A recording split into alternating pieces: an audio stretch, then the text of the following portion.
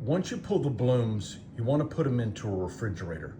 I have an industrial refrigerator, as you can see, for all of the blooms that I have. Well, that's one. I also have all of those blooms over there. But what I did is I have it set, as you can see, for 47 degrees. I usually keep it between like 45 and 52. And what that's gonna do is slow down the process of these opening. Also, there's no ultraviolet light exposure, so they don't fade. This almost perfectly preserves them until tomorrow when we're gonna have a show. You're gonna lose some if you try to get out 2 to 3 days, but with this setup, you're perfectly fine. I know most, if not all of you, do not have an industrial refrigerator. You can put them in your regular refrigerator. I would suggest going in the crisper drawer if you do that.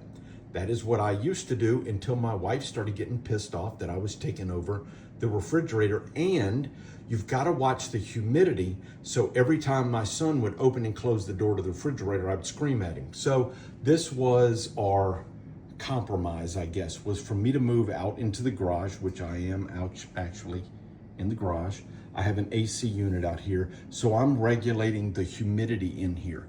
The next thing to consider is when you go to take these out, if you just take them out and set them outside, condensation is going to form on these because they are cool and the air outside has humidity in it, and so it is going to cause condensation on the blooms and they will deteriorate very quickly. So what I do is I put them into the big boxes, which you'll see tomorrow, that are sealed, and then I put them inside my house and I let them get acclimated to the weather or the temperature difference there. And then as I go to a show, my closest show is an hour away. It gives it time for them to kind of sit and get acclimated before I open them up and start taking them out.